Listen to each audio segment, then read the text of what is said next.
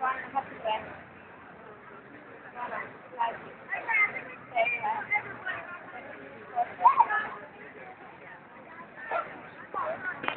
Palace, just behind me here, one of the most famous sights here in London. And our first royal palace today. Can I have a cheer for the first royal palace? Woo!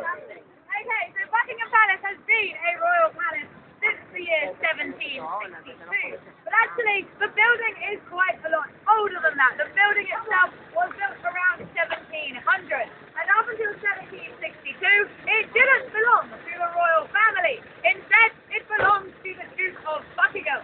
Now, by 1762, the Duke of Buckingham was very proud of his house. I certainly would be too, if I lived there. And he decided he wanted to show it off. So, he invited the King of England around for dinner. The King came over, the King and the Duke had a lovely meal, and after the meal was over, the King said to the Duke, "I really like your house." And the Duke said, "Oh great, thanks, I really appreciate that." And the King said, "No, I really like your house. In fact, I'm buying it from you for £28,000. Now, even back then, £28,000, not very much money for a house that size. But if the King turns up round your house and says, "I'm buying it for a ridiculously small amount of money," you don't have a lot of choice. You kind of have to say yes. So, Buckingham Palace became a royal palace. No member of the royal family actually lived there, though, until 1837, when Queen Victoria came to the throne and moved inside. At that point, this became the official royal residence of the King and Queens of England. So this is the Queen's official home today. But who can tell me if the Queen is at home right now? Put your hand in the air if you think the Queen is at home. A few people? Okay, now those of you who put your hands up, I'm guessing you're thinking she's in because there's a flag flying. Am I right? Yeah. See, I used to think that meant the Queen was at home as well. But actually, there is always a flag flying. What you have to look at is which flag it is. The flag that's up there right now is the Union flag, the flag of the United Kingdom. That means the Queen is not at home. If the Queen were in, then her own royal standard would be flying up there. Now that flag is pretty recognisable. It is blue and red and gold. It's about 3 times as big as the Union flag, and it's got straps with crowns and things on it. And the royal standard follows the Queen wherever she goes. So if the Queen did happen to come round your house for dinner, you would have to fly the royal standard in your front garden. Probably not the best reason the world is glad it's not a flagpole, but you never know, it might happen. Anyway, the Queen actually is very rarely here at Buckingham Palace. She doesn't like London very much. She much prefers to spend her time out at Windsor Castle. She's got a lovely estate out there with a great park, a fantastic castle as well. Windsor is a very pretty town. I can understand why she likes it out there. You can take her dogs for walks in the park and things like that.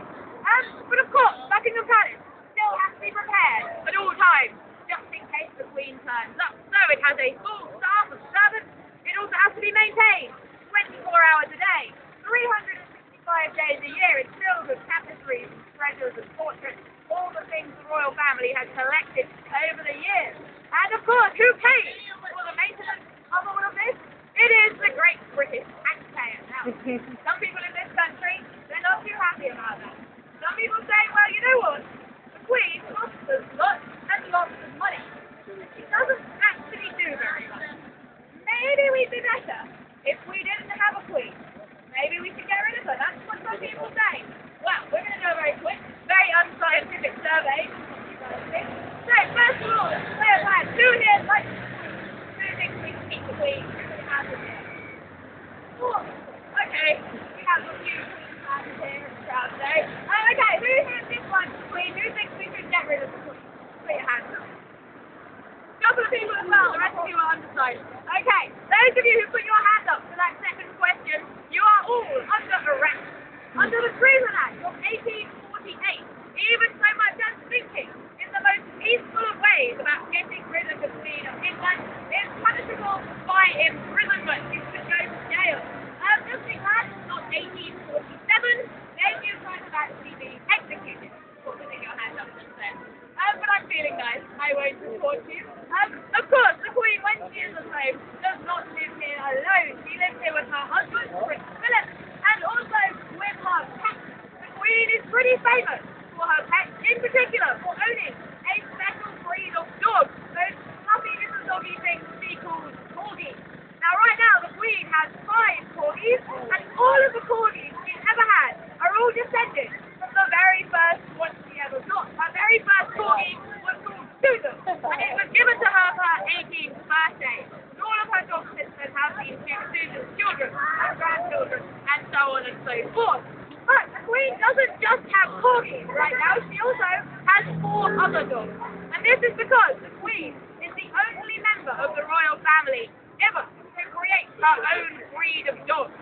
What she did was she took one of her sister Margaret's Stafford, those Scottish dog type dogs, and crossed it with one of her corgis, creating a new breed, which she very imaginatively likes to call a doggy. So today the Queen has 5 corgis and 4 doggies, and if you do go out to Windsor, you never know, you might see them being taken for a walk around the Great Park there.